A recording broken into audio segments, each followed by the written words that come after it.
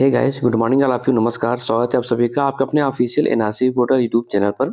चलिए नजर डालते हैं आज के दैनिक खबरों पर। सबसे पहले जिन लोगों ने अभी तक इस चैनल को सब्सक्राइब नहीं करा सो गाइस जल्दी जल्दी चैनल को सब्सक्राइब कर लें, बेल आइकन को अवश्य क्लिक कर लें, जिससे कि आगामी सभी सरकारी भर्ती की इन्फॉर्मेशन सबसे पहले आपको मिल सके। ठीक है, एंड वीडियो की लिंक को मैक्सिमम शेयर कर देना। क्या पता आपका एक लाइक एक शेयर किसी के भविष्य को बना सकता है, किसी के लाइफ को सेट कर सकता है।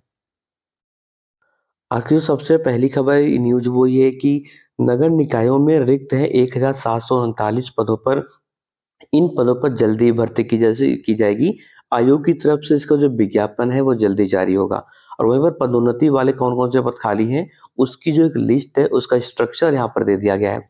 उसके साथ ही साथ जो डायरेक्ट रिक्रूटमेंट है यानी कि सीधी भर्ती है, किन पदों पर सीधी भर्तियां होंगी उसकी भी जो लिस्ट है आपको यहाँ पर देखने को मिल जाएगी। ठीक है, यहाँ पर देखिए ये सीधी भर्ती के पद हैं, किन किन पदों पर जो है सीधी जो है भर्ती के द्वारा नियुक्ति दी जाएगी।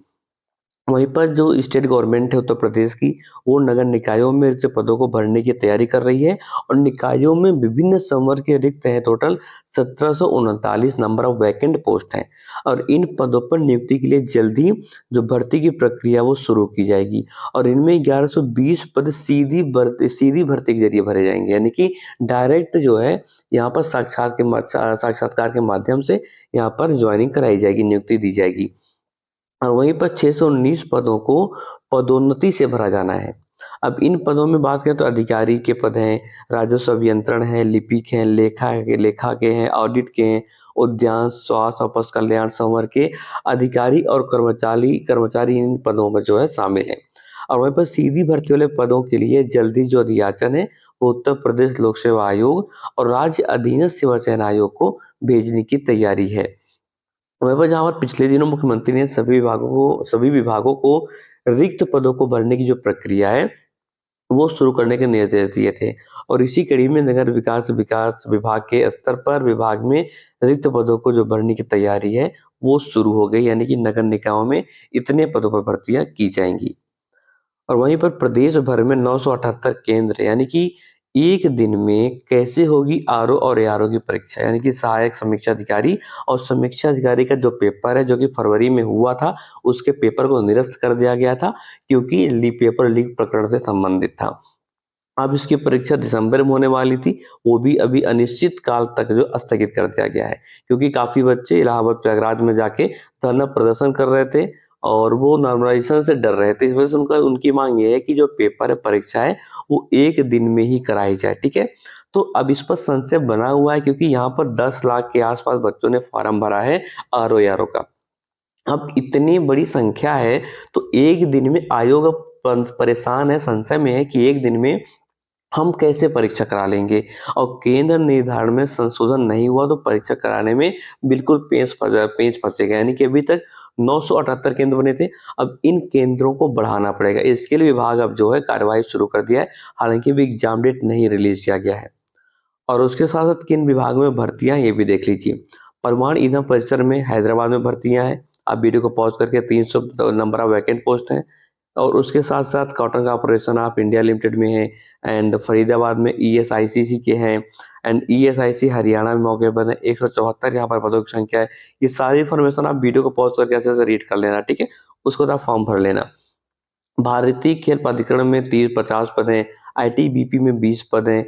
और उसके साथ साथ जो है एंड यहाँ पर देखते हैं कोलकाता में भी भर्तियां हैं। RailTel corporation of India limited में भर्तियां हैं, ठीक है। इसकी जो लिंक है आपको यहाँ देखिए मिल जाएगी, कहाँ से आपको फॉर्म भरना है, क्या लास्ट डेट है, एलिजिबिलिटी क्राइटेरिया क्या है, यानी कि जो योग्यता है क्या क्या मांगी गई है, ये सब कुछ आपको यहाँ पर मिल जाएगा।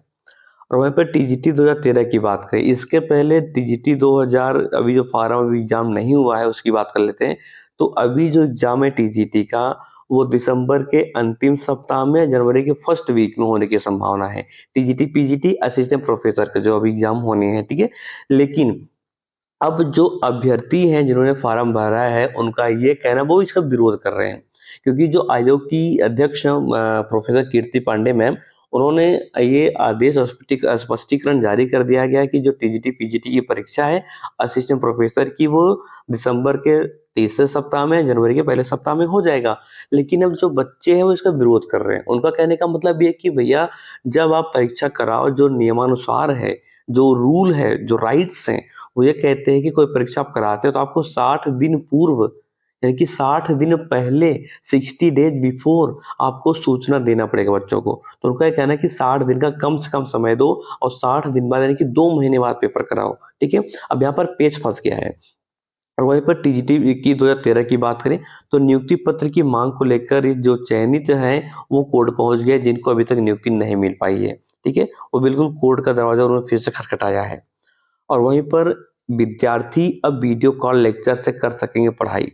ये न्यूज़ प्रोफेसर राजेंद्र सिंह रज्जू भैया राज्य विश्वविद्यालय से और जो इनसे संबद्ध कॉलेज हैं, सभी कॉलेजों को अब ई-लाइब्रेरी की सुविधा मिलेगी और वीडियो के माध्यम से घर बैठे जो है वीडियो लेक्चर लेक्चर से पढ़ाई कर सकते हैं।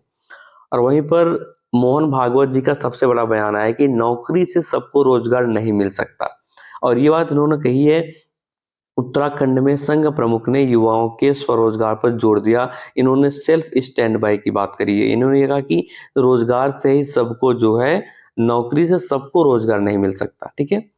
और वहीं पर एक इन्फॉर्मेशन है कि सेंट्रल गवर्नमेंट के सेवानिवृत्त होने वाले कर्मियों के पेंशन नियमों में बड़ा बदलाव हुआ है, बड़े चेंजेस हुए हैं। जहां पर पेंशन के लिए ऑनलाइन फॉर्म जमा करना अब यहाँ पर कंपल्सरी यानी कि मैंडेटरी कर दिया गया है, अनिवार्य कर दिया गया है और सभी पक्षों की सलाह के बाद इस संशोधन को अधिसूचित किया गया है।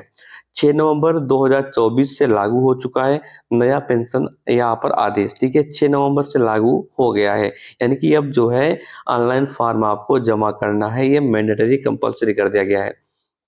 वहीं पर शिक्षकों के सेवा संबंधी मामले लटकाने पर नपेंगे अफसर, बिल्कुल अफसर नपे जाएंगे। उनको जवाबदेही देनी पड़ेगी, जवाबदेही उन्हीं की मानी जाएगी।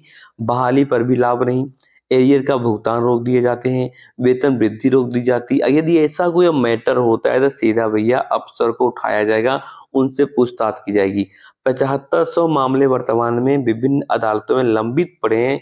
शिक्षकों से के सेवा संबंधी मामले को लेकर बात करें तो ओके, अब उनकी भी बिल्कुल उनसे पूछे जाएंगे ऐसा क्यों हो रहा है।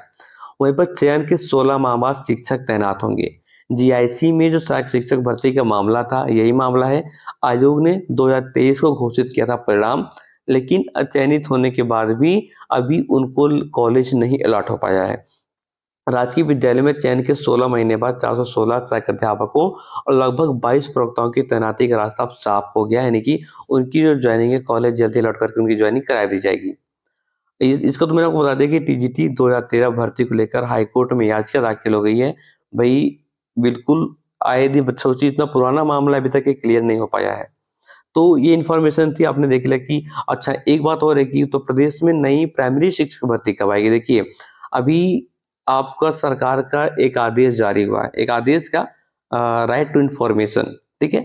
किसी बच्चे ने मांगा होगा तो वो जो है ऑनलाइन पोर्टल के माध्यम से तो सरकार ने स्टेट गवर्नमेंट ने उत्तर प्रदेश की उन्होंने क्या जवाब दिया है इसकी जानकारी को नेक्स्ट वीडियो में दूंगा कि उत्तर प्रदेश में प्राथमिक परिषदी जो है स्कूलों में नई शिक्षक भर्ती कब आएगी। इसको लेकर सरकार का सबसे बड़ा जो आदेश आया है, जो सबसे बड़ा जवाब आया है, वो आपको दोपहर में 1 बजे आपको मैं बता दूंगा, ठीक है? अभी थोड़ा टाइम नहीं, मुझे जाना है बिकॉज मुझे थोड़ा कंपल्सरी काम, कुछ जरूरी काम करना है। तो वो इन्फॉर्मेशन मैं आपको दोपहर में दे दूंगा कि नई शिक्षक भर्ती प्राइमरी में उत्तर प्रदेश में कब तक आएगी और सरकार ने कदम उठाया है, बिल्कुल कदम उठाया है और कदम कौन सा उठाया है ये आपको नेक्स्ट वीडियो में बात करेंगे। चलिए मिलते हैं, तब तक के लिए bye bye and all the best.